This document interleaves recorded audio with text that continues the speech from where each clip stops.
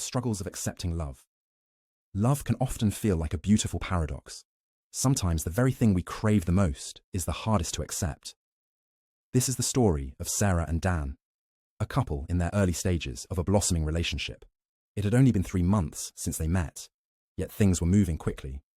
2 weekends ago, they took a romantic trip to Paris.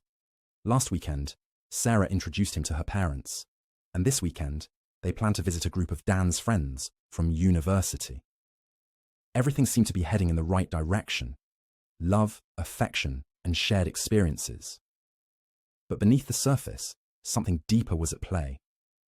Dan, despite his successful career and outward accomplishments, carried a long-held emotional wound that began when he was a child.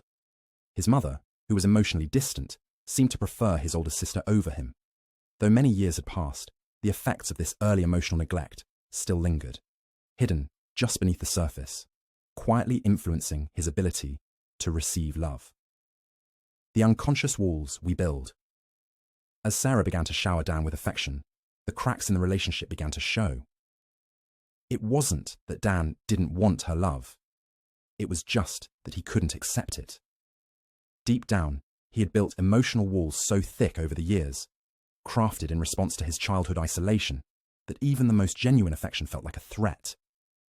He had spent his childhood learning how to endure loneliness and emotional deprivation. To protect himself, he had grown used to the idea that love might be fleeting or untrustworthy. The simple act of accepting affection, something he had always wanted, became excruciating. Love rejected in the name of protection. Dan's defense mechanisms, formed in response to his early experiences, led him to push away the very love he craved.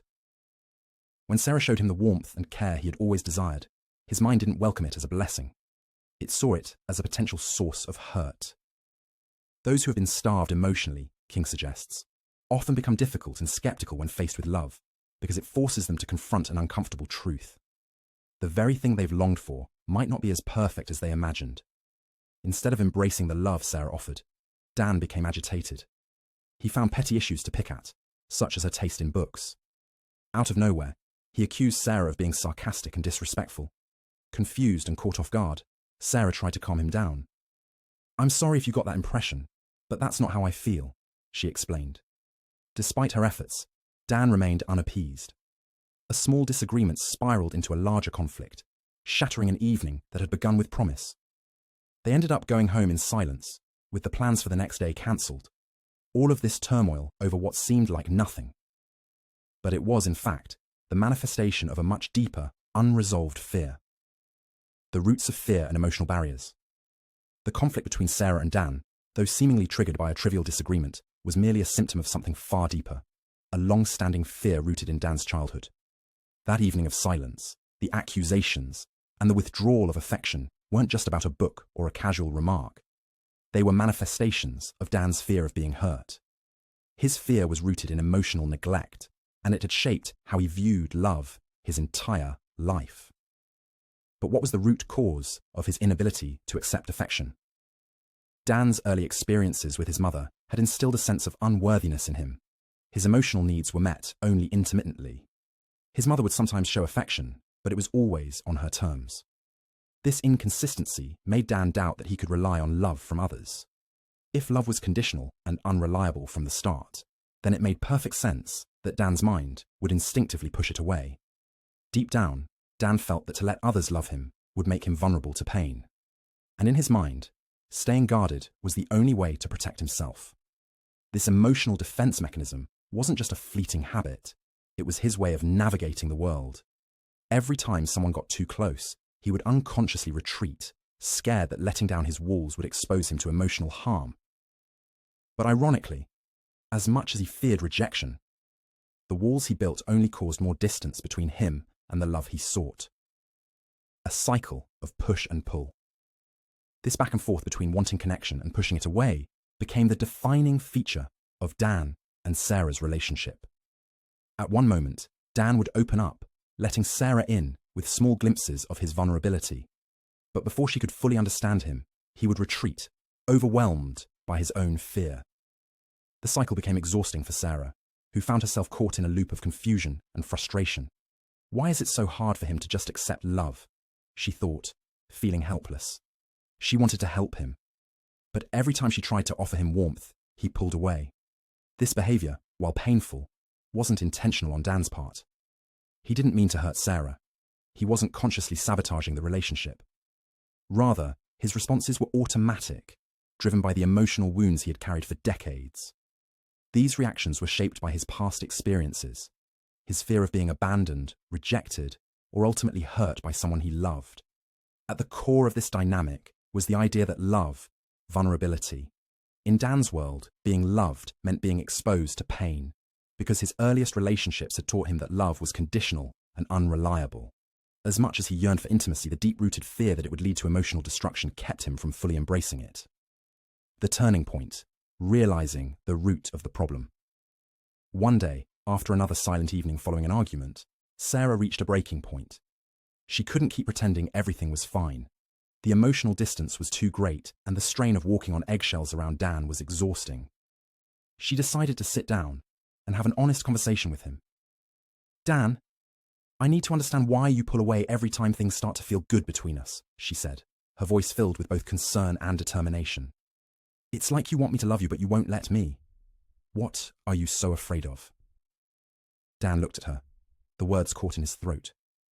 For a moment, he could see the pain in her eyes. The same pain he had felt when he was a child, when his mother's love felt elusive.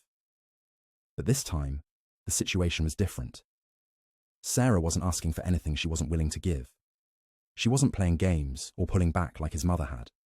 She was offering him love and connection, without strings attached. Dan knew that the moment Sarah had asked this question, he was at a crossroads. For the first time, he realized that his fears had nothing to do with her. It wasn't Sarah who was the threat. It was the walls he had built inside himself. He had spent so long convincing himself that love was dangerous that he hadn't realized how much he was pushing away the very thing that could heal him. The first step towards healing. Dan's realization wasn't instantaneous, but it was a pivotal moment. For the first time, he understood that his fear of vulnerability wasn't a reflection of Sarah's love. It was a reflection of his own unresolved past. He knew that if he wanted to be with her, if he wanted this relationship to work, he needed to face the emotional barriers he had put in place. I'm scared, Sarah, he admitted, his voice trembling. I don't know how to let someone love me without pushing them away. I've spent my whole life protecting myself, and now I don't know how to stop. Sarah took his hand, her touch gentle and reassuring. You don't have to do it alone, she said softly. I'm here with you, and I won't run away, facing the fear and embracing vulnerability. As days passed since their conversation, Dan found himself grappling with the reality of his emotions. For years, he had relied on his walls, believing they kept him safe. But the more he thought about Sarah's words, the more he realized they were no longer protecting him. They were keeping him from the love he truly wanted. In the weeks that followed, Sarah stood by him with unwavering patience, and Dan began to take small steps toward dismantling the emotional walls he had spent so long building. It wasn't an easy process. It was one of constant internal struggle and self-reflection. Each time he felt the urge to retreat or push Sarah away, he took a moment to pause and consider his true feelings. He had always been afraid that love would bring hurt, but the pain of losing Sarah was now greater than the fear of vulnerability. One evening, after a quiet dinner together, Sarah gently reminded him, You don't need to be perfect for me. You just need to be yourself. Her words were simple, but they hit Dan hard. It dawned on him that he had been hiding behind his fears, trying to be someone he thought others wanted him to be, instead of allowing himself to be loved as he was. Releasing the past. As Dan began to accept Sarah's unconditional support, he realized the full weight of what he had been carrying for so many years. The scars from his childhood, his mother's emotional absence, had shaped his views on love in a way that he could no longer ignore. Dan realized that while he couldn't change the past, he could choose how it influenced his present. He decided to face the emotional wounds he had avoided for so long. One afternoon, he sat in his room with his journal, something he had always kept locked away, and began writing about his childhood. He revisited memories of his mother's coldness and his desire for connection that had been left unfulfilled. For the first time, he allowed himself to feel the full range of emotions that had been suppressed for years: sadness, anger, confusion. and the longing for a love that was never truly there. As he wrote, Dan found a surprising sense of relief. It was as though by acknowledging these feelings, he was letting go of their power over him. He understood now that the love he had been denying was not just the love from Sarah. It was the love he had been denying himself. He needed to embrace his own vulnerability before he could fully accept Sarah's affection. Taking the leap. Choosing love. Over fear. One evening, Sarah and Dan were sitting on the couch after dinner. The air between them was calm, and Dan could feel the weight of his own thoughts. It was time to confront the truth within himself. He had to let go of the fear of being loved, and instead, choose to trust in it. "Sarah," he said, his voice filled with emotion. "I've been scared. Scared of getting close to you. Scared of being hurt. But most of all, scared of letting myself love. I've spent so many years shutting people out, and I didn't even realize how much I was pushing you away." Sarah looked at him, her eyes soft with understanding. "I'm not going anywhere, Dan. I'm here, and I want you, all of you. Your fears, your insecurities, and your strengths." Dan felt the walls inside him begin to crack. It was as though a weight was lifting off his shoulders, and the space between him and Sarah was closing in. In that moment, he realized that love wasn't about being perfect. It was about being open, honest, and vulnerable. It was about trusting not just Sarah, but himself. For the first time in years, Dan allowed himself to lean into the connection. He didn't need to push Sarah away anymore. The person he had feared the most was himself, his own vulnerability, his own emotions. But now, he could see that vulnerability wasn't a weakness. It was a strength. It was the path to real connection.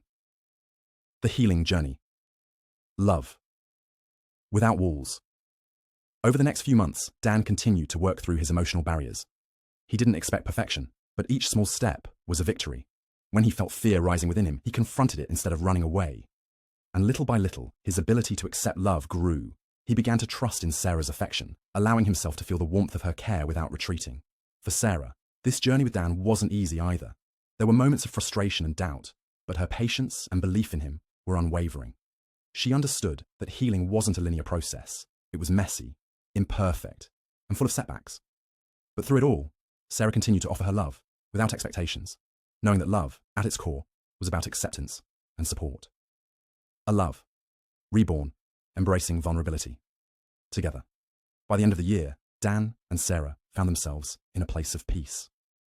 Dan had begun to accept that love was not something to fear, it was something to embrace. He had learned to trust in his own vulnerability, and in doing so, he had strengthened his connection with Sarah. No longer confined by the walls of emotional protection, Dan could finally experience love in its purest form. In their relationship, vulnerability became their greatest strength. They both understood that love was not about being perfect or unflappable. It was about showing up, being real, and supporting one another through the ups and downs. For the first time, Dan felt free, not just to love Sarah, but to love himself. And in that shared space of openness, their relationship grew stronger than ever.